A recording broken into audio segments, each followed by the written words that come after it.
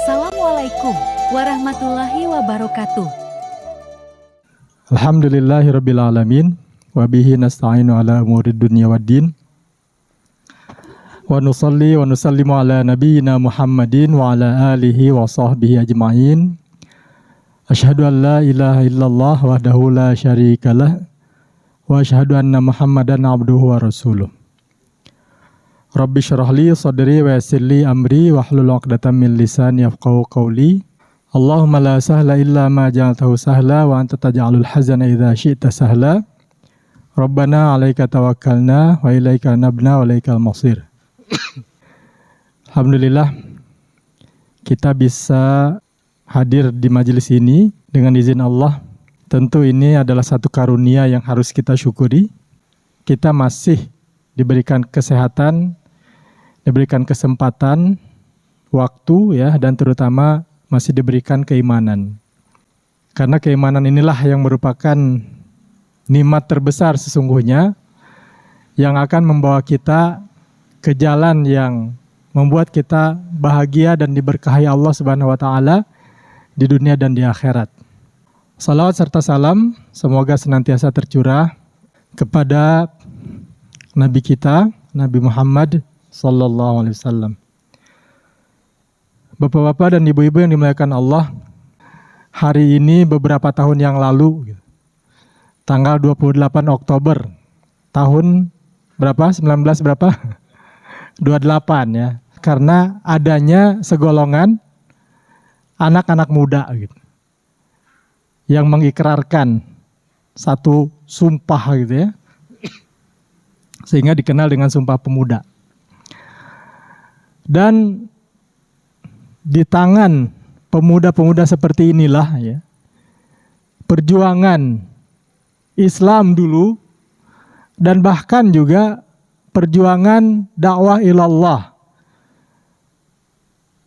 yang awalnya dibawa oleh para nabi kemudian dilanjutkan oleh pengikutnya, umumnya adalah yang berperan itu adalah para pemuda.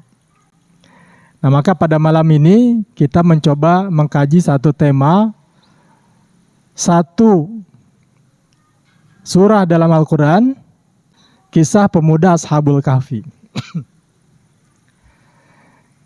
Dan kita sering juga membacanya, surah Al-Kahfi, terutama di hari Jumat. Dan fadilahnya membaca surah Al-Kahfi itu, di dalam salah satu hadis dikatakan bahwa dia akan menjadi cahaya, menjadi penerang bagi yang membacanya. Penerang yang seperti apa? Tentu banyak maknanya penerang itu, cahaya itu.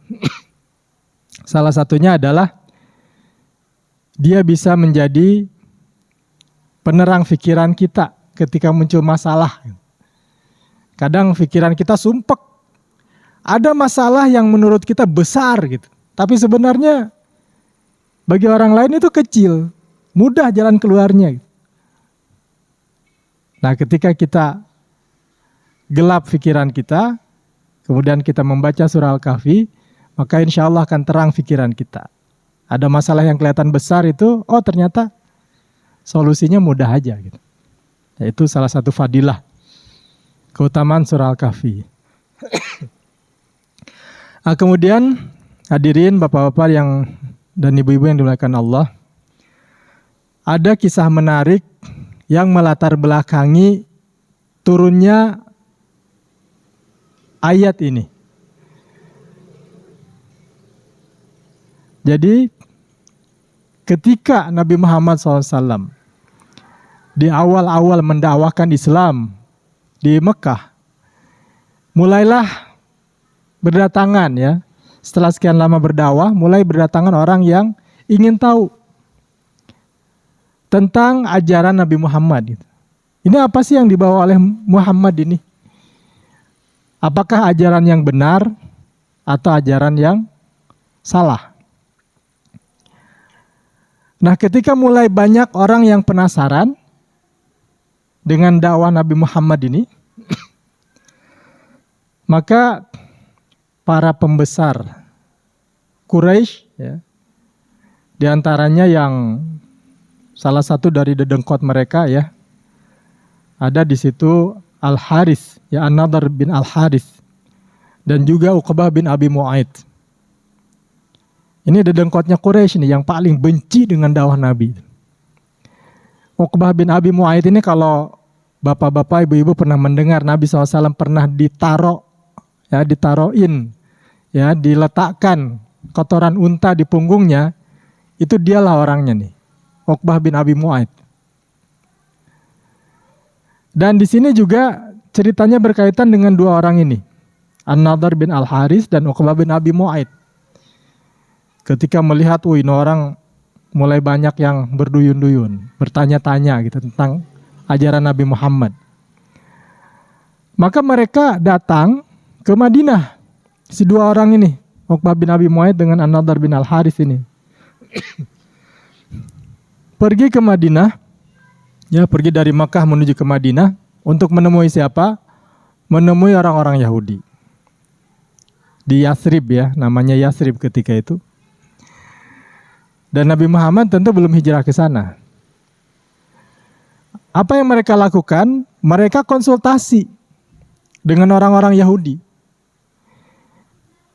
Mereka bertanya, ini kira-kira gimana nih menghadapi orang kayak Muhammad ini? Dia ngaku Nabi. Kemudian orang-orang juga sudah banyak berdatangan. Maka kata orang-orang Yahudi itu, ya, tanyalah tentang salasu masail. Berikan Muhammad itu 3 pertanyaan. Kalau dia bisa menjawab, maka betul itu Nabi. Kalau nggak bisa jawab, berarti bukan Nabi. Itu sederhananya. Apa saja pertanyaannya? Pertanyaannya adalah tentang fityatun fil umamis sabiqah, ya. Nama fiddahril awal. Silahkan tanya dengan Muhammad itu tentang pemuda-pemuda di zaman dulu yang tidur bertahun-tahun. Itu pertanyaan pertama.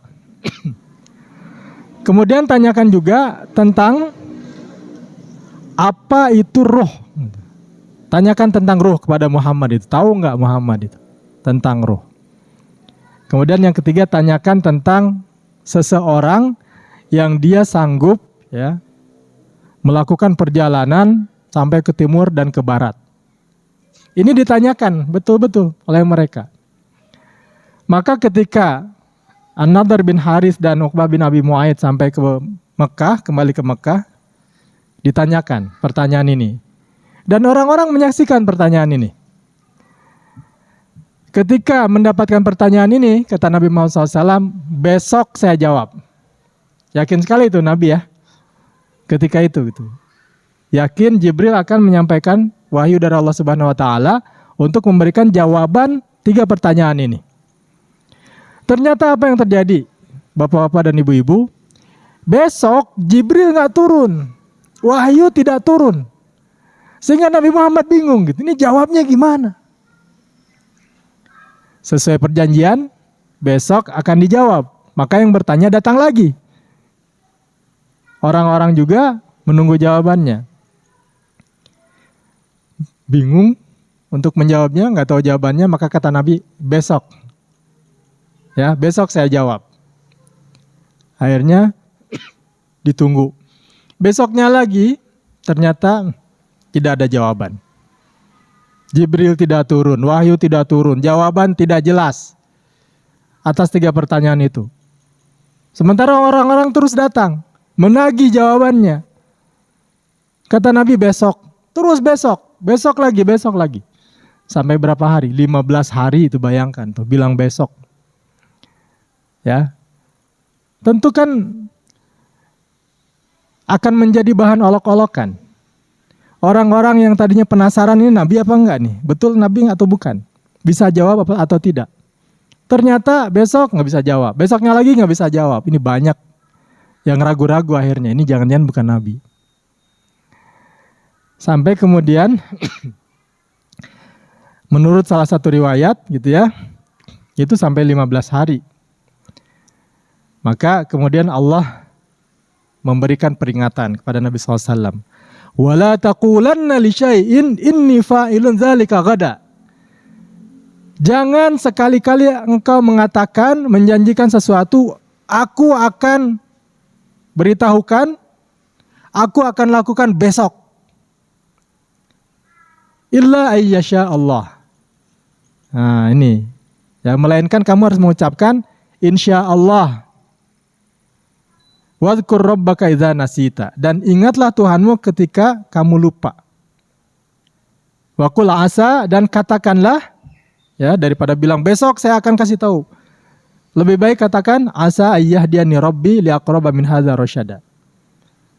Bisa jadi mudah-mudahan Tuhanku memberikan petunjuk. Itu lebih baik gitu. Ya. Jadi ternyata Bapak-bapak, Ibu-ibu sekalian, ini bukan hal sepele ya, insya Allah ini. Kita harus mengucapkan insya Allah meskipun yakin besok itu akan melakukan apa gitu.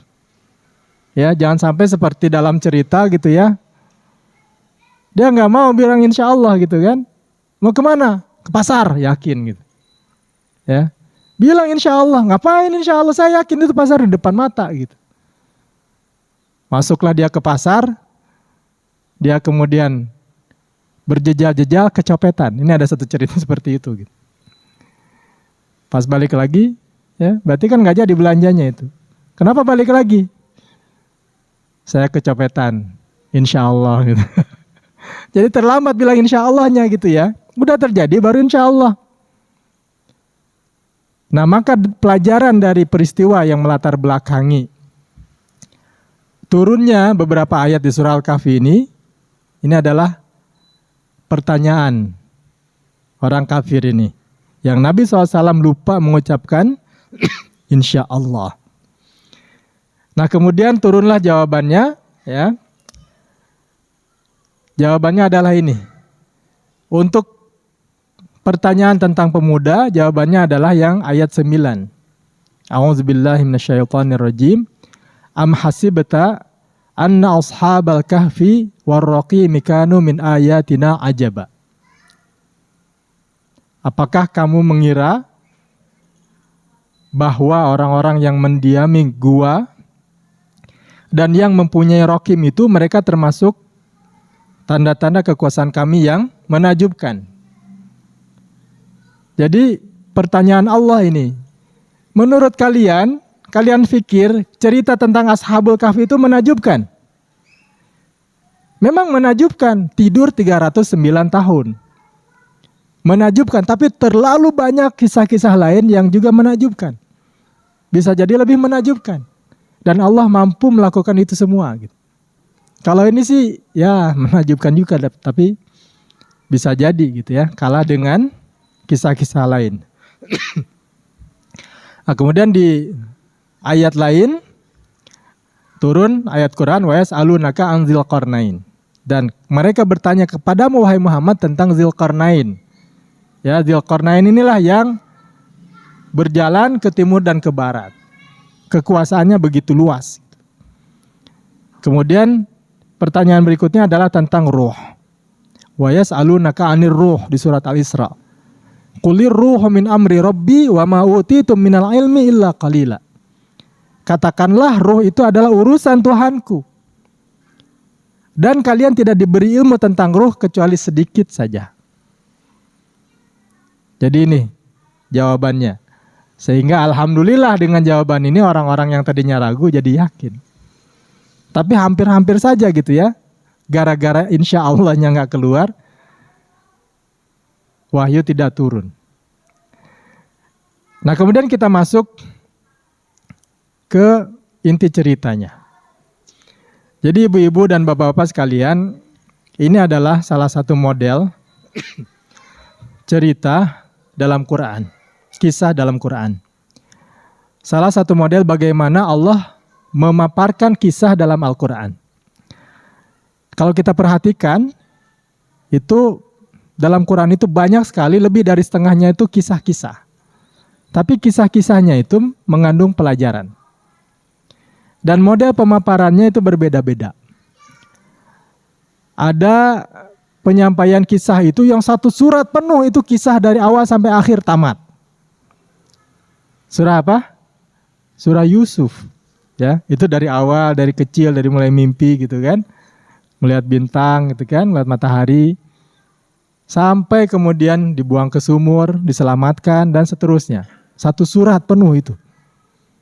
Dan itu penuh dengan inspirasi. Kemudian ada kisah itu yang terpencar-pencar di banyak surat.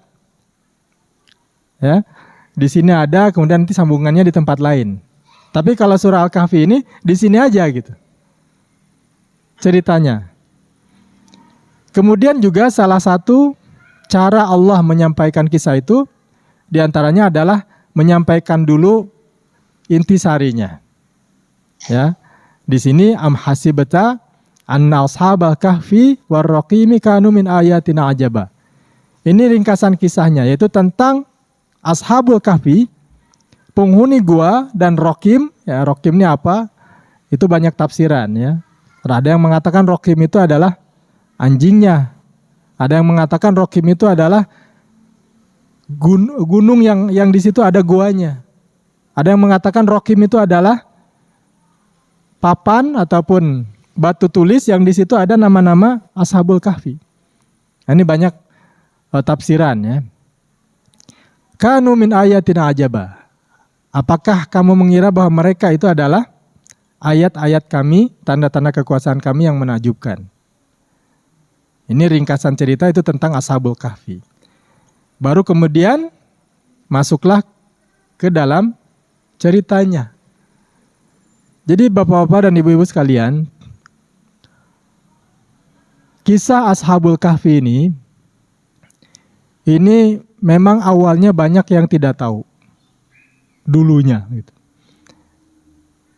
Ceritanya ada ya beberapa anak muda yang mereka ini adalah sebenarnya keturunan bangsawan. Bukan anak-anak biasa, remaja-remaja, pemuda-pemuda yang keturunan bangsawan. Dalam Ibnu Katsir kita bisa melihat kisahnya gitu ya. Mereka ini juga bahkan keturunan raja gitu ya. Jadi kalau dulu bisa jadi ya, di satu pulau mungkin ada beberapa raja. Karena sistem pemerintahan juga dulu kan ada yang namanya, kalau orang-orang Yunani itu kan ada namanya city state misalnya. Negara, kota misalnya kan, berarti kan banyak pemimpinnya. Nah mereka ini adalah anak raja-raja, anak pembesar. Yang mana mereka ini berpikiran kritis. Pikirannya bersih dan juga kritis. Hatinya bersih. Mereka bertanya-tanya. Ketika raja-raja itu, dan ada satu raja, ya kalau di Ibnu Katsir disebut namanya adalah Raja Dqiyanus. Gitu. Raja Dqiyanus ini biasa setiap tahun itu mengumpulkan rakyatnya untuk melakukan peribadatan terhadap berhala. Mereka menyembelih binatang gitu ya, kemudian darahnya ditaruh di Tuhan-Tuhan itu, di patung-patung itu, kemudian mereka menari-nari dan lain sebagainya. Kemudian mereka menyembah patung-patung itu. Nah anak-anak muda ini, pemuda-pemuda bangsawan ini melihat ini kok aneh sekali gitu, tidak masuk di akal. Tidak bisa diterima dengan logika bahwa benda-benda yang diciptakan oleh manusia justru disembah oleh manusia. Kan ini logika terbalik gitu. Harusnya yang menyembah itu yang diciptakan. Manusia diciptakan oleh Tuhan, oleh Allah. Manusia harusnya menyembah Allah gitu. Ini manusia menciptakan sesuatu, kemudian sesuatu itu dia sembah sendiri. Nah ini. Jadi ketika logika itu bersih, itu akan muncul pertanyaan-pertanyaan seperti itu yang lurus. Nah ini anak-anak muda juga ini seperti ini gitu. Maka kemudian ketika suatu peristiwa ya dalam suatu acara penyembahan berhala, melihat itu mereka tidak setuju gitu ya. Dan bahkan mereka sendiri biasa juga protes, komplain kepada orang tuanya. Ini ngapain ini melakukan ini gitu. Nggak masuk akal. Sampai orang tuanya kan mengancam gitu ya, dalam kisah lain dikatakan seperti itu. Nah ketika itu kemudian mereka nggak setuju. Akhirnya apa? Udahlah, ngapain ikut seperti ini gitu. Tapi karena kan mereka anak bangsawan, pasti ikut acara seperti itu dengan keluarganya. Nah di tengah-tengah raja dan masyarakat itu sedang berpesta pora, menari-nari, melakukan penyembahan terhadap berhala, mereka kemudian menjauh. Ya menjauh, pergi, menjauh dari kota itu. Satu pergi gitu ya, kemudian mencari tempat teduh di bawah pohon. Ini diceritakan dalam tafsir. Kemudian tiba-tiba datang lagi satu lagi gitu. Duduk juga di situ nyari tempat teduh, berdekatan. Kemudian datang lagi dan seterusnya. Dan yang menariknya, mereka ini, pemuda-pemuda ini satu sama lain tidak saling kenal. Tidak saling kenal. Tapi punya akidah, punya pemikiran, punya keyakinan yang sama tentang Tuhan. Bahwa Tuhan itu nggak mungkin bentuknya adalah berhala-berhala itu. Gitu. Gak mungkin manusia itu dibolehkan menyembah banyak Tuhan. Apalagi Tuhannya dibikin sendiri. Nah itu logika mereka. Nah karena kemudian mereka saling berdekatan gitu ya. Bertanya-tanya juga mereka ini siapa gitu. Kenapa mereka kesini? Maka kemudian salah seorangnya mengatakan gitu kan. Ya, haulai qaumuna ittakhadhu min dunihi aliha. Mereka itu kaum kita mengambil tuhan-tuhan lain selain Allah. Laula yatuna alaihim bisultanin bayyin. Tapi kenapa mereka tidak memberikan hujah, tidak memberikan alasan, logika-logika yang jelas bahwa berhala itu adalah Tuhan? Selalu tidak bisa diterima alasannya itu. Maka di sanalah gitu ya. Kemudian mereka menyadari bahwa oh ternyata kita ini satu pemikiran gitu, satu ide. Ya. Nah, maka dari sanalah kemudian mereka bersepakat untuk melindungi diri mereka sendiri. Id awal fityatu ilal kahfi. Ingatlah ketika pemuda-pemuda berlindung di sebuah goa, faqalu. Kemudian mereka berkata, Rabbana atina min ladunka rahmah. Wahai Tuhanku, anugerahkanlah kepada kami rahmat dari sisimu. Wahayyi lana min amrina rasyada. Dan sempurnakanlah petunjuk yang lurus untuk urusan kami ini. Ini urusannya bukan urusan ringan. Ini urusannya adalah tentang nasib sengsara ataupun bahagia. Ini urusan akidah gitu. Maka perlu petunjuk dari Allah Subhanahu wa taala. Wahayyi lana min amrina rasyada. Maka kemudian ya ketika mereka pergi ke gua itu, fadarabna ala adhanihim. Mulailah muncul keajaiban. Jadi bapak-bapak dan ibu-ibu ya, ketika mereka menghilang tadi, itu tentu bapak-bapaknya, keluarganya itu kan mencari. Ini pada kemana ini anak-anak ini? Dicari sehari, 2 hari, seminggu, 2 minggu, sebulan, 2 bulan, gak ketemu. Setahun, 2 tahun gak ketemu, bahkan puluhan tahun, bahkan sampai Raja Dikianusnya mati, gak ketemu itu. Di mana ini mereka ini? Sampai akhirnya kisah mereka ini ya, orang sudah lupa tentang ada sekian pemuda yang hilang itu. Udah lupa saking lamanya. Mereka hanya ingat melalui kisah. Jadi sudah seperti dongeng gitu, dongeng Sangkuriang, dongeng apa gitu. Bahwa dulu pernah ada 7 pemuda yang hilang di zaman Raja Dikianus. Ceritanya seperti apa mereka nggak tahu. Jadi nggak ada yang tahu. Dan ternyata ceritanya seperti ini gitu. Bahwa si anak-anak muda ini ketika mereka melarikan diri menjauh itu ketemu satu sama lain, bertemu dengan orang-orang yang sefikrah, satu pikiran, satu akidah. Dan mereka kemudian bersepakat untuk masuk gua. Lalu kemudian tadi muncullah keajaiban, fadarabna ala adzanihim. Maka kami tutup telinga mereka. Nah, kenapa ditutup telinga? Jadi ternyata kalau mau tidur yang pulas, gitu ya, yang tidak diganggu dengan suara-suara itu harus tutup telinga.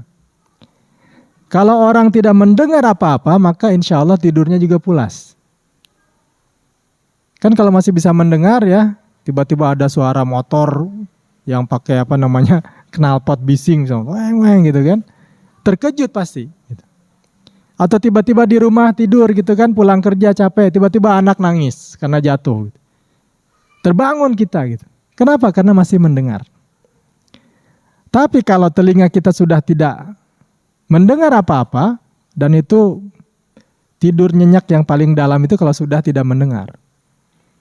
Maka fadarabna ala adzanihim. Kami tutup telinga mereka. Fil kahfi sinina adada. Beberapa tahun dalam gua itu. Di dalam ayat berikutnya, di ayat beberapa ayat setelah ini, Allah justru berfirman, wa tahsabuhum ayqadzan wa hum ruqud. Kalau matanya nggak ditutup, sehingga orang-orang itu kalau datang ke sana akan menyangka mereka itu bangun. Wa tahsabuhum ayqadzan wa hum ruqud. Kalian menyangka mereka itu bangun, padahal mereka tidur.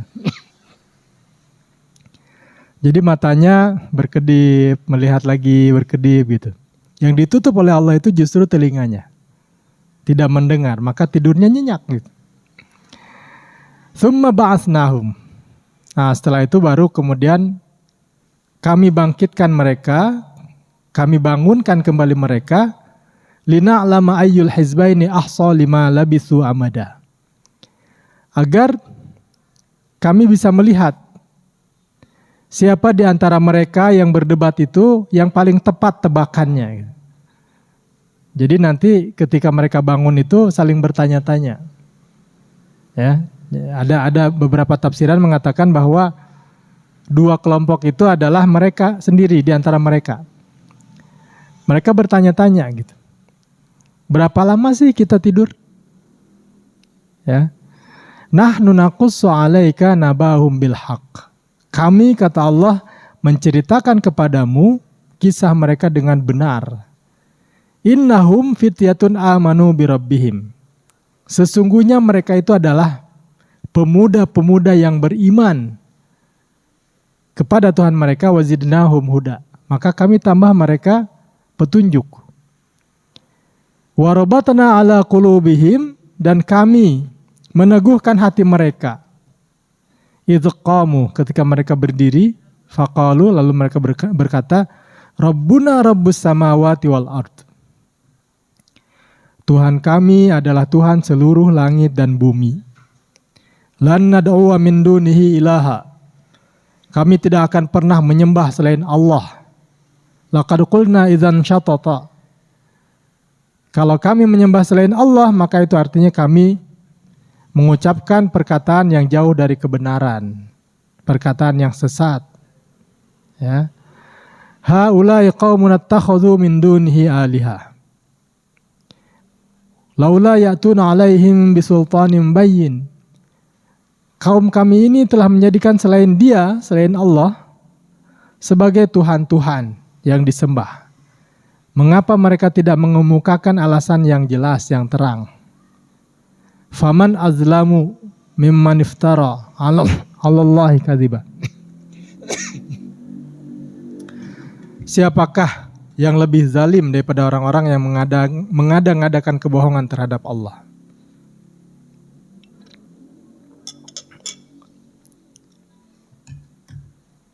Jadi ibu-ibu dan bapak-bapak ya, di sini Allah tunjukkan bahwa mereka punya prinsip. Mereka tidak mau ikut dengan kaum mereka gitu. Ya. Dan mereka menyadari, mengatakan bahwa itu kaum kami, kau menyembah selain Allah. Maka kemudian mereka ya sepakat untuk berlindung ke dalam gua. Dan kemudian ya tadi keajaibannya yang pertama, Allah tutup telinga mereka. Telinga mereka tidak mendengar sehingga mereka bisa tidur lelap. Kemudian yang berikutnya adalah ketika matahari terbit, maka matahari itu condong dari gua mereka ke sebelah kanan. Dan bila matahari terbenam, matahari itu menjauh ke sebelah kiri. Dengan Allah mengatur matahari seperti ini, ya, maka cahaya masuk ke dalam gua itu adalah secukupnya. Tidak menimpa secara membahayakan kepada Ashabul Kahfi yang sedang tidur ini. Dan tetap gua yang gelap gulita itu tetap mendapatkan sinar matahari. Dan ternyata berdasarkan kajian ilmiah gitu ya, kalau satu tempat itu tidak ditimpa matahari, orang yang tinggal di dalamnya itu akan lemah gitu. Tapi kalau ditimpa matahari dengan cahaya yang cukup, maka kulit akan menjadi bagus gitu kan. Ya, sel-sel juga tumbuh dengan baik. Kemudian juga udara di dalamnya itu tidak pengap, tidak beracun, tidak lembab gitu. Kemudian juga lubang yang ada itu memberikan udara yang cukup. Subhanallah, ya. Allah berikan keajaiban-keajaiban. Kemudian juga ya, itu perlindungan Allah dalam menjaga mereka. Kemudian juga selain itu ya, wa nuqallibuhum zatal yamin wa zatal shimal. Dan kami jadikan mereka itu tidurnya itu berbolak-balik gitu, ke kiri, ke kanan gitu ya, seperti orang tidur biasa. Tidak berada dalam satu posisi. Ya, kita tahu kalau, dan kita juga menyaksikan sendiri, orang sakit itu kalau berlama-lama di atas tempat tidur itu akan luka. Titik yang menjadi beban terus-menerus itu akan luka gitu. Makanya dokter atau perawat biasanya akan membolak-balikan gitu ya, kalau pasiennya sudah tidak bisa bergerak. Nah ini Allah tidurkan, kemudian Allah berikan sinar matahari yang cukup, kemudian juga Allah bolak-balikan ke kiri dan ke kanan, sehingga peredaran darahnya itu normal. Dan Allah juga mengatakan bahwa yang tadi ya, wa tahsabuhum ayqadzan wa hum ruqud. Ini adalah bentuk perlindungan Allah terhadap mereka. Agar apa? Agar orang-orang yang berniat jahat dari luar gua itu tidak merusak mereka, tidak menyakiti atau justru membunuh mereka. Kenapa? Karena siapapun yang datang masuk itu akan melihat kayak orang sedang bangun gitu. Dan yang menariknya lagi adalah lawit tala'ata 'alaihim lawallaita minhum firara wala mulita minhum ru'ba. Kalau kamu melihat mereka, kamu pasti akan lari gitu. Kamu akan dipenuhi rasa takut gitu. Kabur. Ya, saking takutnya. Ini ada orang kok posisi tidur nih tapi mata masih buka gitu. Ya, di dalam goa lagi gitu. Jadi kalau ada orang masuk itu pasti akan takut, kata Allah. Dan akan dipenuhi dengan rasa gentar dengan mereka itu. Wala mulita minhum ru'ba gitu. Ya, akan penuh dengan rasa gentar, rasa ketakutan. Nah, ini bentuk penjagaan Allah kepada mereka. Nah, baru kemudian setelah 309 tahun, nah di sini bahasanya adalah salah samiatin sinina wazdadu tis'a.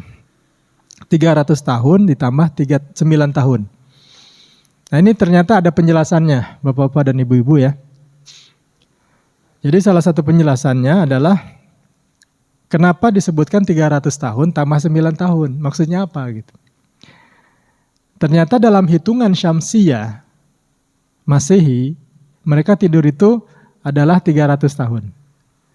Tapi kalau dalam hitungan bulan Qamariyah, tidurnya adalah 309 tahun.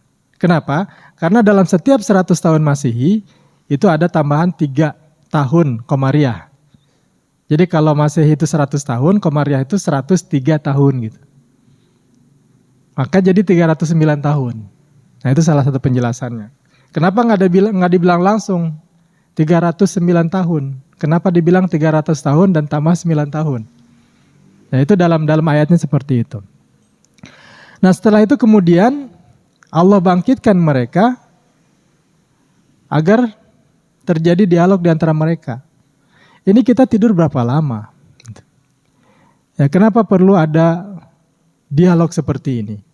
Kenapa perlu ada pertanyaan-pertanyaan yang mereka sendiri keheranan gitu? Ini adalah untuk menunjukkan kekuasaan Allah. Yaitu ketika mereka menyadari bahwa mereka tidurnya adalah 309 tahun, sementara merekanya menyangka adalah qalu labisna yauman aw ba'da yaum. Kita ini tidur di sini, tinggal di sini itu hanya sehari atau setengah hari saja. Ya, itu mereka pada keheranan gitu. Pada tidak tahu berapa lama sih sebenarnya gitu. Mereka datang ke sana waktu 309 tahun yang lalu itu di awal siang. Ya, pagi atau duha lah gitu kira-kira gitu. Ya, lagi kaumnya itu berpesta dan sebagainya ya. Mereka pergi dan mereka bangun itu sudah sore gitu. Itu salah satu penjelasannya. Makanya mereka, wah ini kayaknya karena kita datang tadi gitu kan, ini kayaknya sehari atau setengah hari. Ya. Dan perut mereka udah merasa lapar gitu. Ya. Dan yang menariknya Bapak-bapak dan Ibu-ibu sekalian, ini kekuasaan Allah juga ya. Setelah 309 tahun, kalau Allah biarkan tumbuh secara normal, kuku pasti akan lebih panjang. Rambut akan putih semua gitu. Ya. Kulit akan keriput, tapi Allah jaga. Gitu. Kalau seandainya mereka bangun dalam keadaan rambut sudah beruban, kuku sudah panjang-panjang, kulit sudah keriput, pasti mereka tidak akan bertanya-tanya. Ya berapa lama kita ini? Nah, itu nggak akan bertanya, orang ini kuku udah panjang, ini pasti tidurnya lama gitu. Ya, tapi itu tidak terjadi. Ya, maka kemudian ketika tidak ada yang bisa memastikan berapa lama ya, mereka kemudian bilang, salah seorang dari mereka, fab'asu ahadakum biwarikikum hadhihi. Nih, saya punya uang perak. Silahkan salah seorang dari kalian pergi beli makanan. Wal yatalattaf. Dan hendaklah dia berhati-hati. Jangan sampai ketahuan gitu. Mereka sangat takut gitu. Kalau ketahuan mereka kabur dari penyembahan berhala itu, ya apalagi lagi memang acaranya menyembah berhala, itu pasti mereka akan dihukum gitu. Innahum yazharu alaikum, sesungguhnya mereka jika mengetahui kamu, mengetahui tempat kamu, yarjumukum. Mereka akan merajam kamu, melempari kamu dengan batu. Au yu'idukum fi millatihim walan tuflihu idzan abada. Atau mereka akan memaksa kalian kembali ke agama mereka dan kalian tidak akan beruntung selama-lamanya. Maka kemudian pergilah salah seorang dari mereka itu membawa perak itu tadi ya. Waliyatalattaf ya, dengan mengendap-endap gitu ya. Ini kalau dulu waktu kecil tuh mushaf itu kadang-kadang waliyatalattafnya besar ya, Bapak-bapak mungkin ingat ya. Katanya itu tengah-tengahnya Quran. Wallah alam, saya belum pernah ngitung ke kiri dan ke kanan. Jadi mengendap-endap jangan sampai ketahuan. Ternyata ketika si penjual itu melihat mata uangnya aneh gitu ya. Ini mata uang lama ini. Kok bisa dia dapat mata uang ini?